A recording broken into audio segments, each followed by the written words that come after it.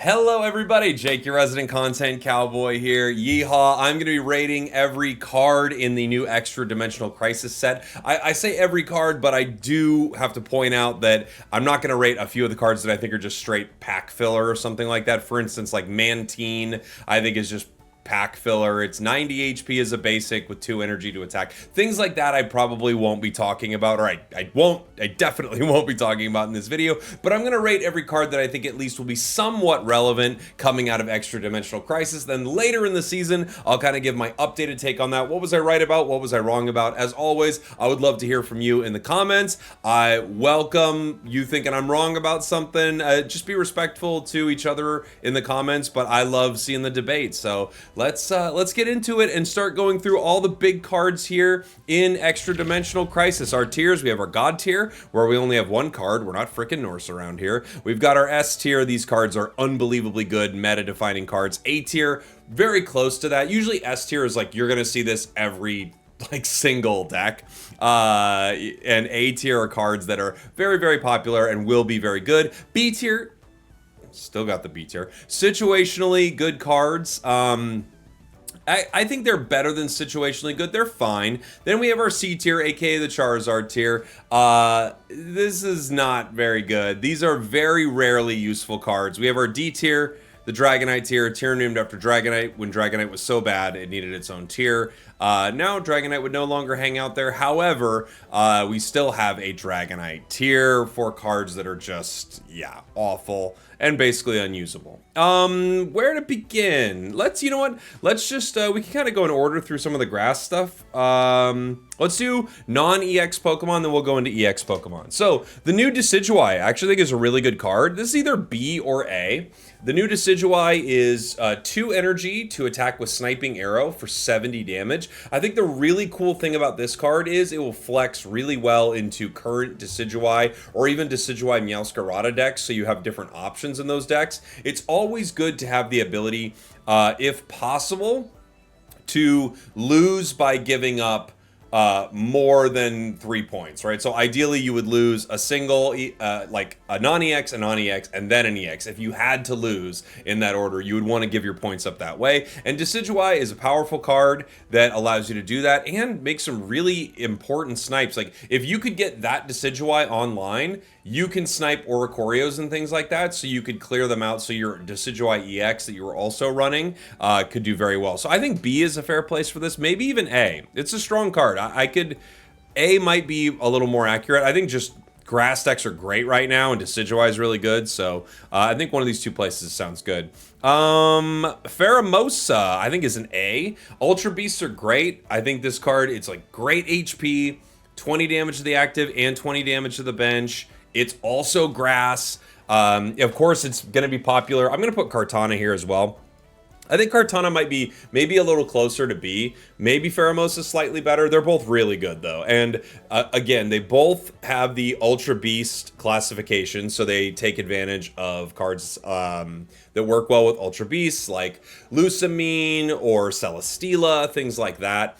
And they also do decent damage, and they're also grass, so they can use Leaf Cape and Erica and all the crazy things. I think both really good cards. I think Feramosa may be slightly better. The extra HP on it is pretty nice, but both good cards for different reasons, right? Next, we have Blacephalon.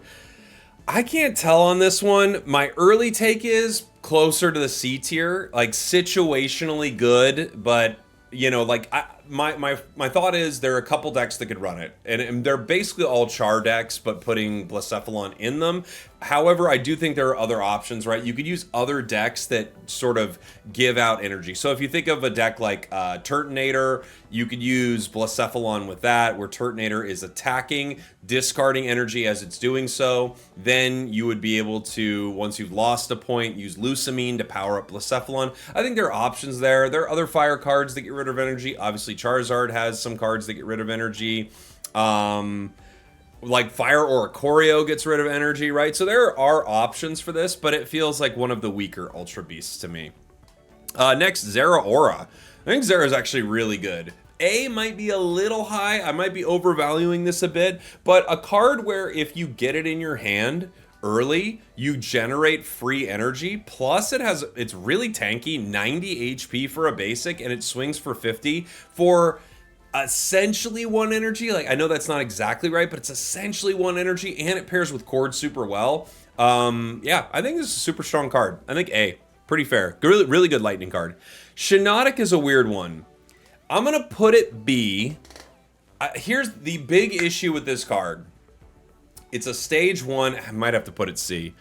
I'm open to being wrong here. It's a stage 1, which is hard already. So now you have to fill your deck with not only Shiinotic but Morlul, right? You have to get it online. Once you do, however, you can pull cards out of your deck, making it so easy to make the combinations you need for your deck.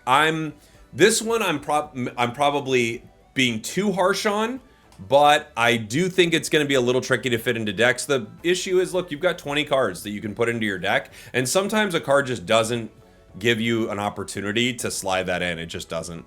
Claydol is another one where I feel like if you read this card, it seems like, okay, maybe we could do something cool here. Put it into a fighting deck in some fun ways. 100 HP. It's also a stage 1. 3 energy to attack, which is not great, but it's colorless, right? So you can put it into a lot of different decks. And it has Heal Block as the ability. Both yours and your opponent's Pokemon can't be healed, and that's true. There are ways to get HP back on Pokemon, right, that aren't using Erica or something like that. But into certain situations, this feels very powerful. The more the meta cares about running healing every single deck, the better Claydol will be. I feel like it'll just generally be kind of inconsistent. Pacmian is another one. Like, I don't know, man. They're not. If you're a Pacmian fan, I'm sorry, I don't think Pocket loves you too much. Maybe this is even better than Pacmian EX in some ways. I think you can make fun decks with it. You got 2 energy on it, and you're swinging for 80. That's pretty good, as long as you have one on the bench. It's cheesy, and it's cheesy. Crocodile is another one. I was playing with Crocodile yesterday. This is super cheese. It's such a cheesy card. It takes way too long to get it online. However, when you do, this card is hilarious. Like, if this tier list was based on how much I'm cackling when I'm playing a card, Crocodile is god tier right now. This thing is so unbelievably fun. You attack for 90, pretty good damage, and you have 140 HP, not too bad either. When you hit, you will flip 3 coins. For each heads, you take a card from your opponent's hand and you throw it back into their deck at random. So, yeah, man, it's it's so fun when it works. It's so fun. Niiligo. Niiligo's really good. I might think about this one for a possible S tier here. It is the crown rare of the set, so I think they expected it to be a pretty useful card. Just having it on the board, making poison do an additional 10 damage. If you have 2 of them, an additional 20 damage. It's really strong, right? There are a lot of decks that won't let you poison them and things like that, but it also has a poison of its own, and it hits for 30 when it does that poison. So just by itself, it is guaranteeing, as long as your opponent can be poisoned, it's guaranteeing that it's essentially swinging for 50 damage. If they keep their Pokemon in the active, they're taking another 20, so they take 70 damage over the course of you hitting them and then the end of their turn. Really solid. This might be S. This might be S. I think it's going to work really well in some decks. Nagonado, I think, is probably B. Good card. More specific. It's a stage 1. Makes it a little trickier. Decent damage and a poison and decent HP, right? I haven't played around with it enough, though. So this one I might absolutely love. I think it'll have some specific decks that it does pretty well in. 40 damage, and they're poisoned, and if you have Niiligo on the bench, now all of a sudden you're essentially throwing, 60 damage right at your opponent, right? Pretty cool. Stakataka is, I think, right here with Blacephalon. Not that I'm really organizing them in order once they're in the tiers. They're just kind of in their tier, right? But Stakataka, I think, is good-ish. Two to swing is not bad, but the damage is really low. It's just a very low amount of damage, right? Only 40, which is pretty rough. It does take minus 20 after you do attack. It only from attacks, by the way, so not from poison. It doesn't affect that. Not from water shurikens or, you know, nightmare aura or, you know, anything that kind of chips away at you. It doesn't take -20 from that. I think it's situationally fine. I want to build some decks with it. My initial thought is you put it with like a really fun Bastiodon deck or something like that, but I bet Skarmory is still just a little better in that situation, so yeah, we'll see. Stoutland is the next card coming up here. Stoutland is really interesting. Guard Dog Visage, its ability, if your card's in the active spot, attacks used by your opponents cost 1 more. It also does 70 damage for 2 energy. It's like a 2 cannon with a higher energy cost, but a really cool ability. This one actually might be slightly better than C tier, but a lot of these cards feel like they're cool, and I just don't know what decks you're gonna fit them in that are consistent. They're funner than they are consistent, right? I think it might be C, but yeah, we'll see. We'll be right back. Imagine if an ad happened right there. Like, imagine. Beware. Coming up next. Beware is also probably C. Look, you could KO Charizard with a cape, right? Or Venusaur with Leaf Cape on it in a single hit. But you have to hit a 25%er. You have to hit heads on 2 flipped coins for 3 energy and you're a stage 1. This is actually probably closer to Dragonite tier than... Yeah, it's probably closer to Dragonite tier, if I'm being honest. But... there you go. There's Beware. It's just very unlikely. Svali. This card is maybe S. Maybe this is our first S to talk about here. This thing is so good. Stage 1, 2 energy, so you're attacking on curve going from type null. 110 HP, really nice HP breakpoint. There are some cards that kind of gobble it up, like Solgaleo is like, you know, happy to see it, right? But 110 HP is an annoying breakpoint for a lot of attacks. It also encourages you to play supporter cards, which you want to play supporter cards all the time anyway because they're so unbelievably powerful. When you do, you swing for 100 damage for 2 energy. It's really, really good. It's being paired right now with fossil decks like Rampardos, and I think it's really solid. I think reading this card, like first reading it, I would have thought maybe like A, maybe B on this. Playing it, I think high A, maybe even S. I think this is a very solid card, and you can see this in a lot of decks, even going forward. Like, this could be a staple for a long time. It just combos so well with so many things in the game, right? Next, we're going to move into our items. Let's talk about... Oh, did I screw up my tier list?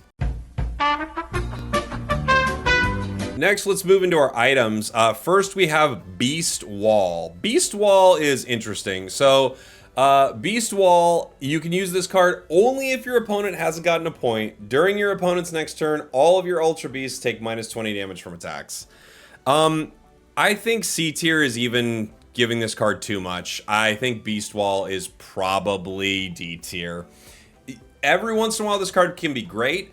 It's so funny that this card looks like a brick because the later in a match you get it, the more brick this card is, right? I don't think it's like... If you get it early, very early, it can be actually kind of okay. If you get it anywhere later in the match, it's completely useless. So for that reason, I do think it's probably D tier. Maybe I'm being a little unfair, but I think probably D tier.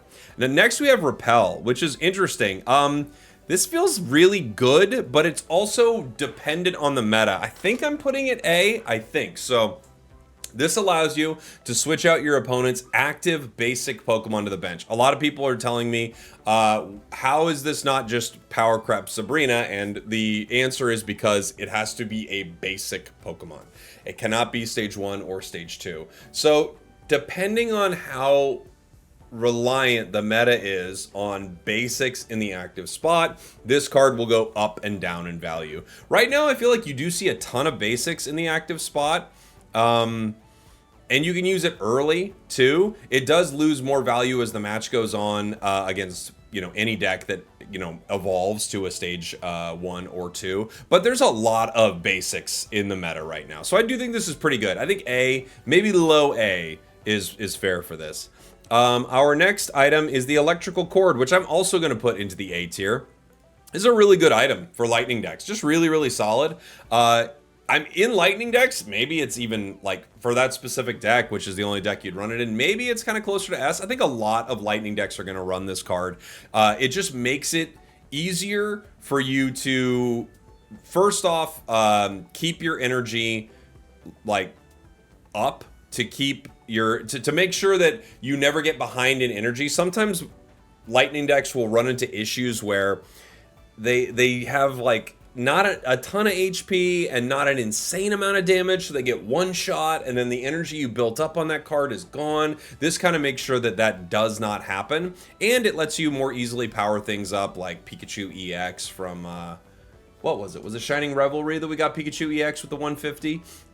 So I do think there are definitely some really cool interactions with this, and I think you'll see it in a lot of Lightning decks. Really, really solid for Lightning. Next we have, what's our next one? Is Beastite, right? This one is good, maybe better than I think. I'm gonna put it B. It's not a bad Pokemon tool. It's also kind of nice to have an extra, like let's say you're running a Buzzwall deck. It's kind of nice to have this in your Buzzwall deck, not only because the extra damage is really cool, but also just because you might get Guzlord once in the match and lose your Leaf Cape or something like that, but you have other options. I think this is strong. You have to have taken a point off your opponent. If you've taken a point, you get plus 10 damage to your attacks. If you've taken 2 points, you get plus 20. So this could set up some really good stuff. I mean, having plus 10 is Geo, and having plus 20 is, well, you know, you could be using red, essentially, just by having some points off your opponent. So, yes, it's situational, but when it's active, it does feel pretty dang strong. I like it. I'm going to put it B. Next are going to be our supporters. So obviously Gladion is just insanely specific, but what it does well. I guess I'll put it B, right? It's for a Type Null or Svali deck, which I think is good. Maybe I just have to say it's A. It literally allows you to pull a Type Null or Svali from your deck and put it into your hand. The one issue with this card is it will not let you use it if all of those cards are gone.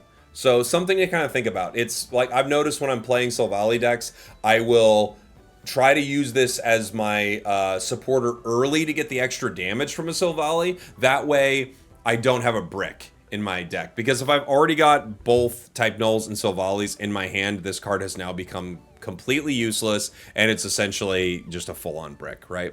Looker, okay. We'll talk about Looker later. Lucamine, I think, is probably S, and this set is sort of based around Ultra Beasts, right? And Lucamine feels like the card for Ultra Beasts. If you lose a point, you are now able to take 2 energy from your discard pile and attach it to an Ultra Beast. Just very good. It's like Electrical Cord, but your opponents can't even stop it. So with Electrical Cord, you could get KO'd in other ways. You could have the tool removed with Guzma. With Lucamine, there's absolutely nothing they can do about this. If they take a point off you, you are able to pull energy from the discard pile and put it onto an Ultra Beast. It's insanely good. Like, truly, like, definitely one of the meta-defining cards of this set, for sure. Moving on to, let's talk about our EX Pokemon here. So we'll start with Buzzwall EX. It's, you know, it's on the pack. It's the immersive, and it's probably the best EX in the set, right? Yeah. Yeah, I would say it's the best EX in the set. Really good. The ability to attack with 2 different attacks, 140 HP. Able to benefit from a lot of the stuff that's going on in the Ultra Beast set. Oh, you know what? I'm realizing it didn't upload one card that I absolutely have to talk about. Did I just didn't grab it? Oh, I didn't grab it. We'll talk about Celesteela here in a moment. Incredibly good. I should have talked about that card with Ultra Beast. I'll go to it here in 1 sec. Yeah, Buzz is great. And Grass is awesome. Leaf Cape makes it so good. The other Ultra Beasts are incredible. Celesteela empowers it to attack multiple times with Big Beat in some super gross ways. Most powerful EX in the set, I would say. Incredibly good. Let's talk about Celesteela. I think this is probably also S. It's S for this set.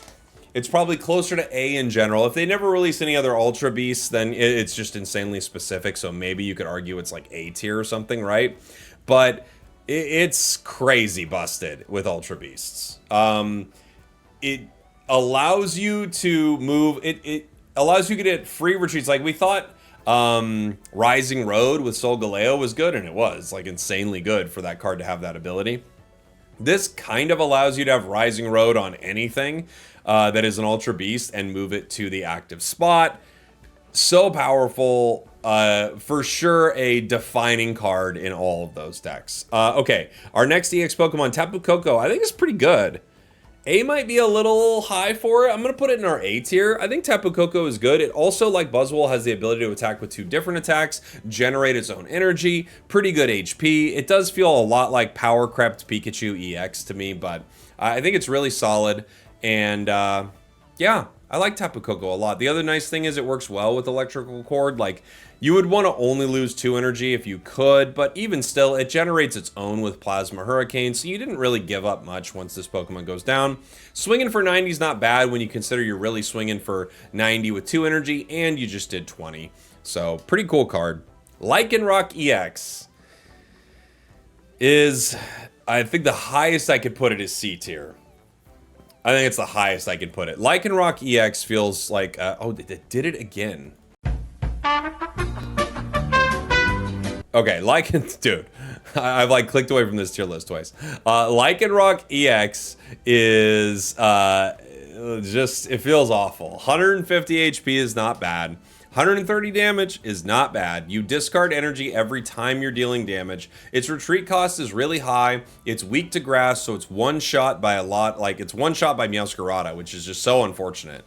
If you have a card that is one shot by Meow, and Meow is popular, it's just tough. It's really tough. I honestly feel like I was putting it into different decks, trying to see like where exactly you'd like it best, Lycan Rock it best, and I didn't really Lycan Rock it anywhere, unfortunately. The discarding the energy was rough, and rough, and the damage was good, but not enough considering I had to power it every single turn. Like, it does the same damage as Rampardos, and it's an EX. I don't know. For 3 energy, I don't know. I can't. I'm sorry, Lycan Rock. I don't think so. Alolan Dugtrio EX is right there with it. For different reasons. It is 2 energy, but you can get 0.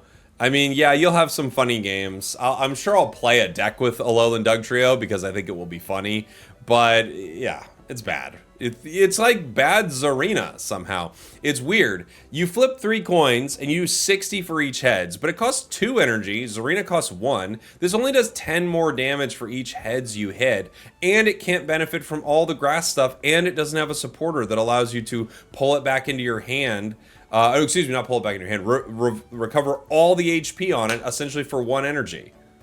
It's just so bad. It's so bad. Even if Triple Headbutt was 70, it would still be bad, but that would even be more reasonable. Or if it did some sort, like if this did a base amount of damage, like it guarantees, like maybe it's flip 3 coins, this attack does 60 damage for each heads with a minimum of 60 damage. So like if you flip all tails, you at least hit, right? That could be okay. This is bad. Yeah. Guzlord EX is our final EX I wanted to talk about here. Guzlord EX I think is really good. I think A is probably fair for it. I think Buzzwall is the best EX. I think Tapu Coco and Guzlord are both really good. I almost called him Buzzlord. I think I love it. Grindcore is hilarious. Tyrannical Hole is, you know, it's a strong move. 120 damage with 170 HP on this Pokemon. There's some really funny ways you can play it. And I think it works well in dark decks. It works well with Niiligo. It works well, you know, you could pair it alongside things like Darkrai and things like Giratina. Well, it's just a really fun card. I really, really enjoy it. I'm probably more hyped on it than it is good, but I like it a lot. I like Guzlord a lot. And then finally, I did want to talk about the Looker card, because the Looker card for me is maybe the worst card in this set. Let me go ahead and adjust this right here so we just have this in here. I could be wrong about this, but I am going to be naming a new tier for the Looker tier. I think this card is, it feels like, I can't imagine it being worse.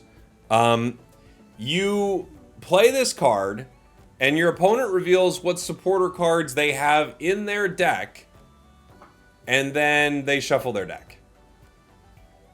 The more you play this game, you already have a lot of this information. You have a very good, like, I guess you could go, you could play this card, see that they have no Oaks in their deck, and red card them. But you could already do that with hand scope. You could just hand scope them. Be like, oh, they have 2 Professor Oaks. I'm going to red card them right now. Like, I don't know, man.